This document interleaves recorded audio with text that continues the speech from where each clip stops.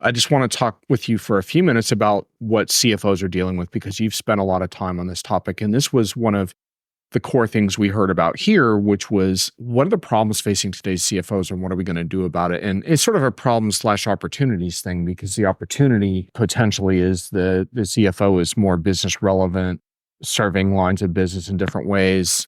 We talked about this CFGO concept of the growth officer.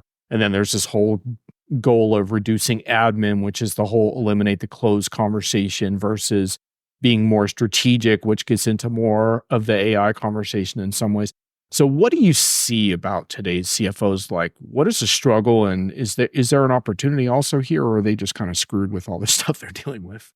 For sure, CFOs, well, I don't buy the premise that they're singularly focused on one thing like growth. Yeah. They have a complex job that has them bouncing around, and they also have their own career aspirations. Many of them, I know, aspire to get the big chair and become the CEO of a company, but I'm not sure.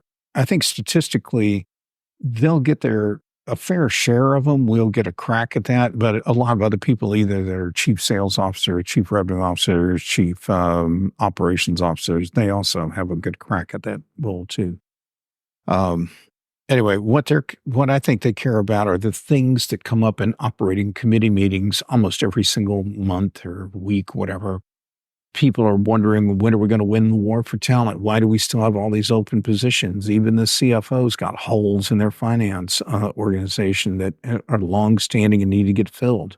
They know because most of them are CPAs. They're talking to their local chapters, and they know their problems getting the talent and would go on. There's a bunch of them know that AI has great potential, but they don't know much about what exactly it could do or how they can do it in a private, secure fashion. And it's some of the downsides that scare the living daylights out of them. And I think that's an appropriate kind of caution to have. I mean, these are some of these CFOs, particularly those who come from Big Four backgrounds, are going to be cautious, and they need to understand this technology first before they're, and then they're able to then formulate what it is they want from a security perspective and privacy perspective, and then they'll move forward with it.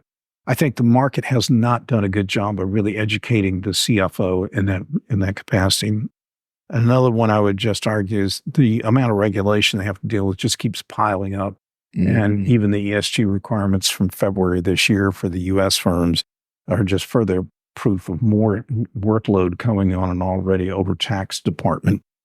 So would you agree with the general goal of we gotta reduce the admin and compliance burden of the office of the CFO and try to create more opportunity for strategic endeavors as far as looking at the numbers, figuring out where to cut, where to grow? Like, is this the right goal? I think it's really hard to think strategically and take the time to come up with big, bold plans on what a CFO might want to do to grow the company and everything else.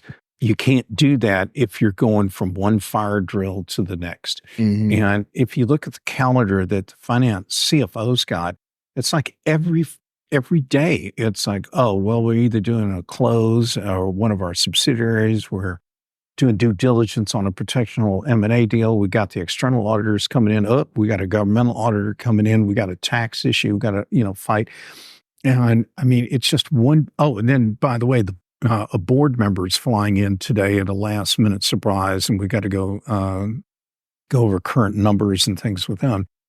There's just no end to the time demands on there. So until you can use these tools to free up time and even if that is using AI to notate financial statements and do the initial analysis for you, that's a great use of an AI tool that could possibly save days off of some financial analyst and or CFO. They could just request it in a matter of a couple of minutes. It could annotate the entire briefing book for a CFO. That's a phenomenal kind of time saving. But that's, I think, where we have to focus on the fact that the time the CFO has is incredibly scarce and limited. And there was a somewhat cynical comment from one of the analysts that's been following this space for a long, long time. Not another one of mine, please. It wasn't you, actually. Okay, thank you. Surprisingly enough. And the comment was like, because we were talking about the sort of shift in CFO role and the impact of that, more strategic CFOs. He said, we've been talking about this for 30 years. Oh, yeah, I know. And there's some truth to that, right? That these problems don't really go away. But the potent question becomes, do you think modern tooling, so-called modern software, can this help? Like, can this help with this problem? Or is this just hot air?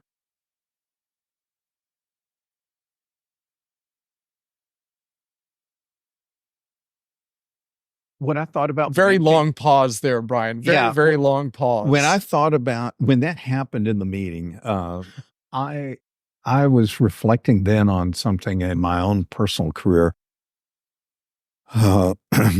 I got told once in a performance review by one of my bosses at headquarters at Accenture, he goes, he's rattling off all these things that I knocked off that year. I mean, amazing accomplishments. I was involved in the sale of over $1 billion in client project revenue. That's no small task. And I took on headquarters on a bunch of boneheaded kind of things they were trying to squish down on folks. Anyway, he asked me, point blank, what are you going to do? Where do you really want to spend your time? And what he didn't understand is how I never worked weekends. I did all my work like on planes and trains because I'm always traveling every day, traveling some part of the planet.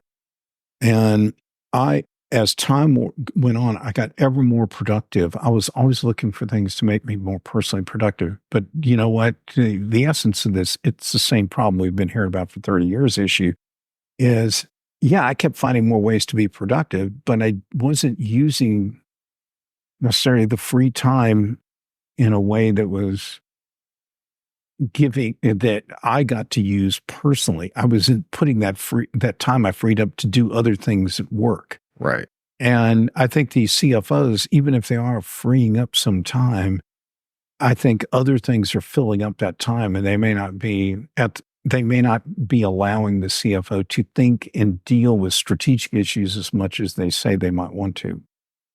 So just real quick before we wrap this short CFO discussion, you mentioned one AI use case that you liked in terms of sort of analyzing preliminary numbers and things like that. Mm-hmm. Are there other AI scenarios for the office of the CFO that you've said, yeah, that would be very useful?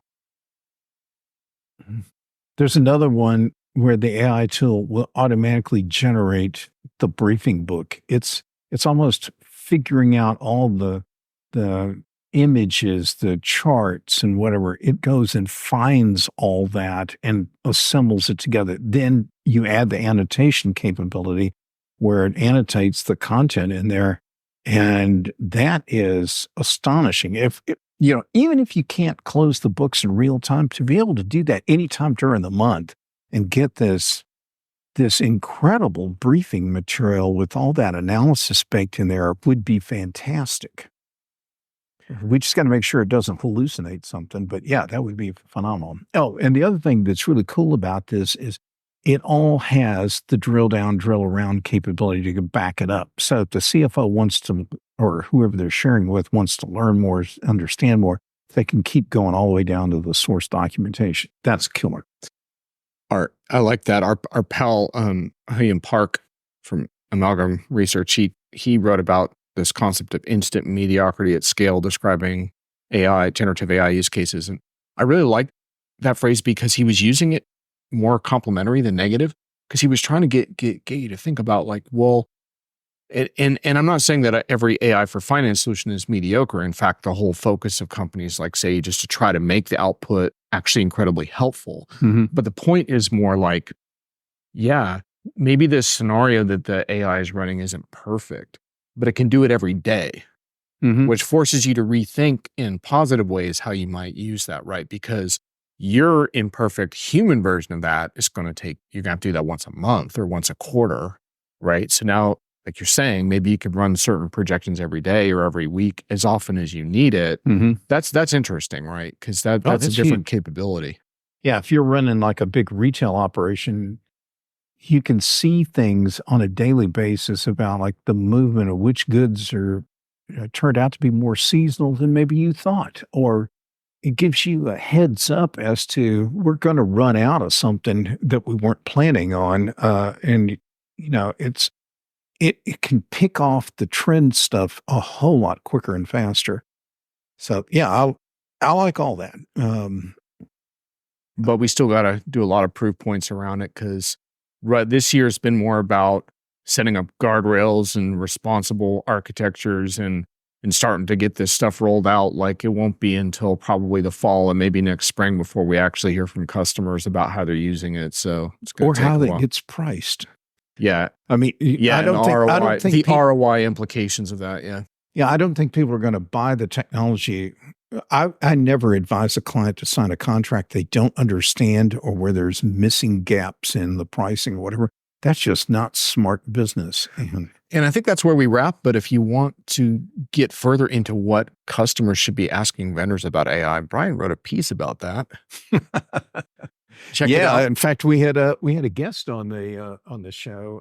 Oh yeah, we actually had a month in review show on that too. That we went into that. So yeah, he took that post and turned it into into like a spreadsheet of additional questions to give vendors as part of their RFI.